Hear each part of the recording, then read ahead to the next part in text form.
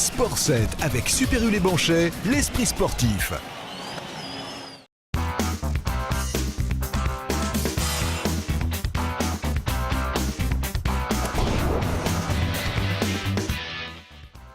Cette semaine, Sport 7 vous propose de retrouver quelques-uns des invités de l'émission.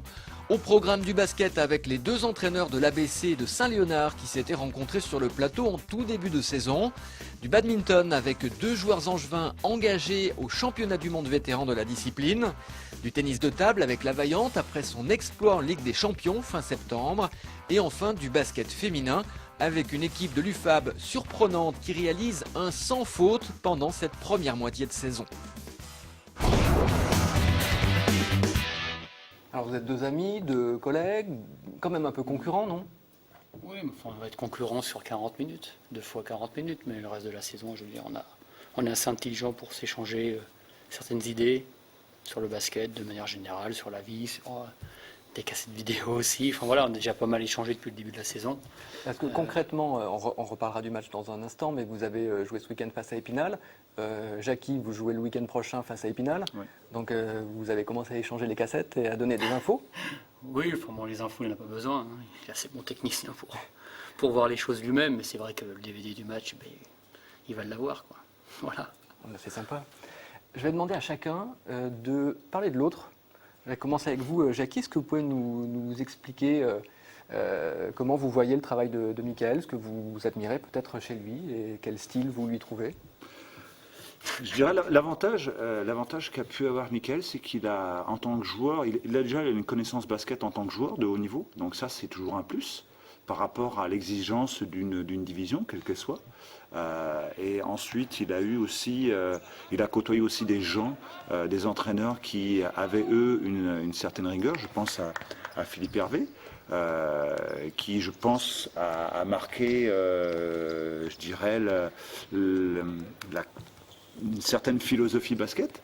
Et on est tous, à un moment donné, quelque part, on a toujours un référent. Voilà, la rigueur, l'engagement. Je pense que c'est quelque chose qui fait partie de Mickaël. Et puis cette notion de, quand je le vois sur le banc, à l'image un petit peu d'Épinal, on sent quelqu'un qui vit pleinement les choses, quoi, qui a envie que voilà, les choses avancent. Ouais. Donc, est-ce qu'il y a malgré tout un point peut-être négatif? Non. Non. Très diplomatique. Non, quelque chose que Mickaël pourrait améliorer, enfin, si vous pouvez vous permettre de lui donner un conseil. Non, pour l'instant, non. Bon, il est trop tôt dans la saison. Il est trop tôt, ouais. Même exercice pour Mickaël. Comment vous voyez Jackie? Moi, je vais le tailler. Hein. Ouais. Non, mais je pense que si on se respecte, on s'aime bien, je pense qu'il a les mêmes valeurs que moi, tout simplement, en termes d'exigence de travail, de rigueur, de discipline. Et je pense qu'il va vraiment emmener un gros plus à cette équipe de Saint-Léonard cette année, où ils vont découvrir un autre mode de fonctionnement. Et je pense que ça va vraiment leur apporter cette rigueur-là, ce professionnalisme-là au quotidien. Et je pense que voilà, c'est vraiment le gros plus qui va être apporté cette année à Saint-Léonard. Et Jackie l'incarne complètement de ce côté-là. Mais on se ressemble beaucoup, hein, je pense, au niveau du jeu, du basket. Ouais. Est-ce qu'il y a malgré tout quelque chose qui vous différencie complètement? La couleur de maillot. Oui. Sauf à l'extérieur. Je joue en bleu, on joue en bleu. Oui, voilà. Je sais pas, moi j'ai le costume sur le banc, je ne sais pas si tu as le costume. J'aime bien le costume parce que c'est tout bête, mais ça change de survêtement. Toute la journée on est en survêtement, mais là je ne sais pas si je le sortirai cette année.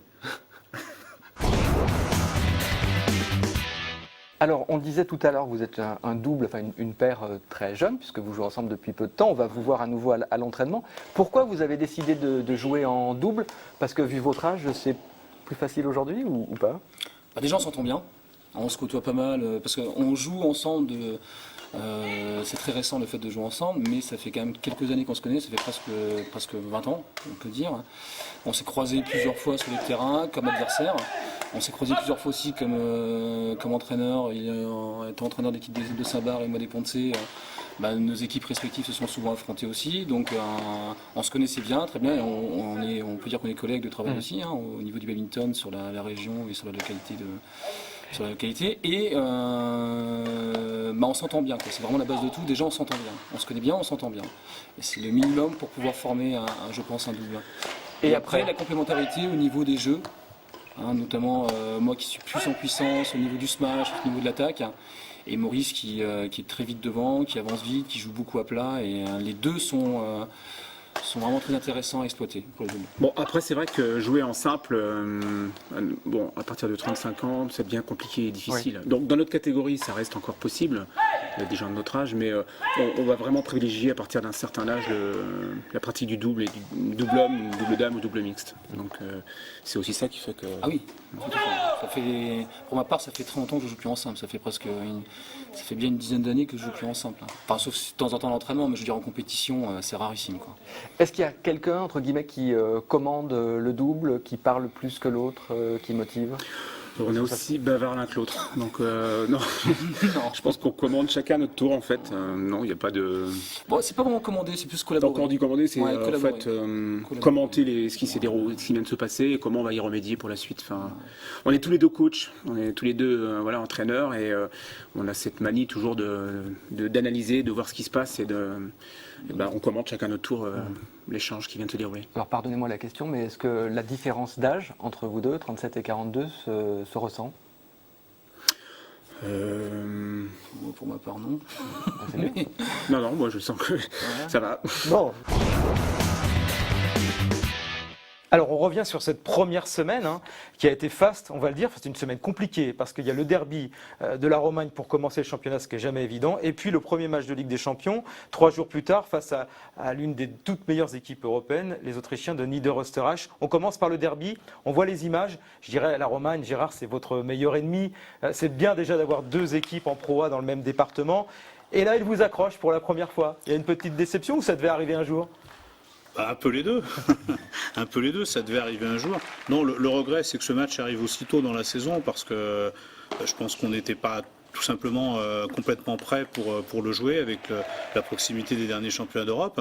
Et puis, ça devait arriver un jour parce que la Romagne a fait un bon match. Donc, je pense que le nul est assez logique sur cette soirée, même si on a toujours des tout petits regrets par rapport au début de match. David, qu'est-ce que peut viser la Vaillante cette saison ? On rappelle que vous étiez vice-champion de France il y a 2 ans, 3e l'année dernière. C'est une place dans les 4 encore pour être qualifié en Champions League, même si le niveau général de la Pro A s'élève d'année en année. Le niveau augmente, surtout même les équipes, les nouveaux promus qui sont maintenant aussi compétitifs, avec des joueurs qui viennent de Singapour et d'autres pays asiatiques. Donc on cherche toujours à rester dans les 4 premiers, c'est l'objectif que m'a fixé le président. C'est un objectif qui est de plus en plus compliqué, mais il faut rester ambitieux si on veut continuer à être dans le haut de tableau. Je ne peux pas dire à mon équipe, je vais faire mon Giroud, qu'on va jouer juste le maintien et c'est tout. Je pense que l'ambition vient avec des objectifs qui sont quand même élevés. Donc les 4 premières places, je pense que c'est à notre juste valeur. Alors, pour rejouer la Ligue des Champions, mais vous y êtes cette année en Ligue des Champions avec un premier match, allez, on va le dire, extraordinaire, vendredi, Niederösterreich. Si je vous dis que c'est un peu le Milan AC du tennis de table ou le Real de Madrid, c'est un petit peu ça, avec Werner Schlager qui est un des tout meilleurs joueurs européens. Et là, vous créez l'exploit. C'est une soirée historique pour vous ? Oui, historique, mémorable, on peut utiliser tous les superlatifs qu'on veut. Je retiens aussi que c'est notre première victoire à domicile en Ligue des Champions après 9 défaites consécutives. Je crois que ça situe le niveau de cette compétition. C'est effectivement une superbe soirée. Avec des matchs incroyables, on voit Vosy contre Schlager, qui, je rappelle, est un des tout meilleurs joueurs au monde, même s'il n'est plus tout jeune.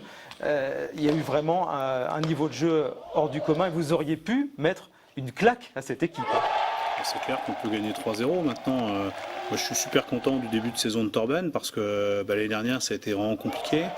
Il n'était pas dedans, il avait été légèrement blessé, il a mis beaucoup de temps avant de retrouver un niveau correct.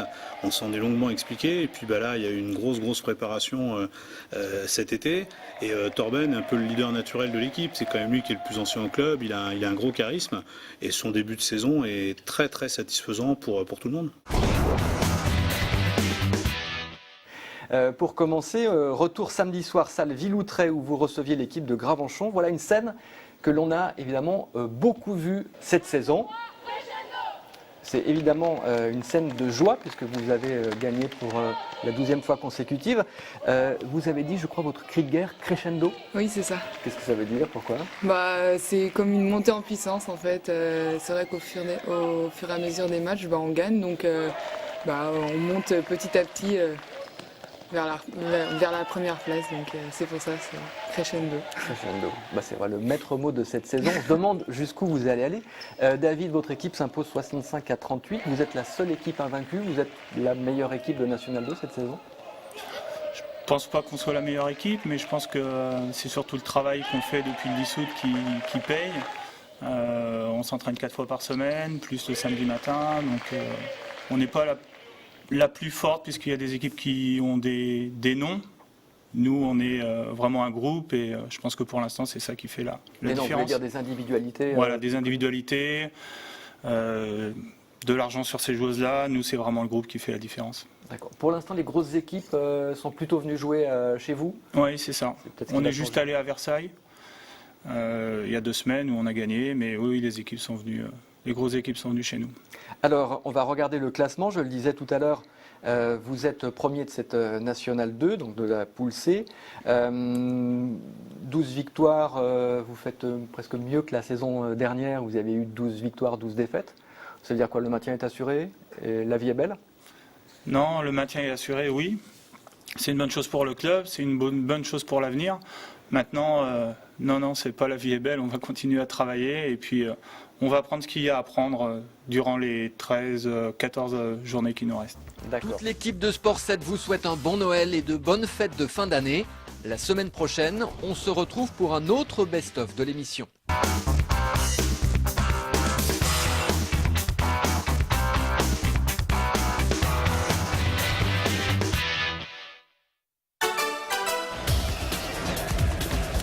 Sport 7 avec Super U les Banchet, l'esprit sportif.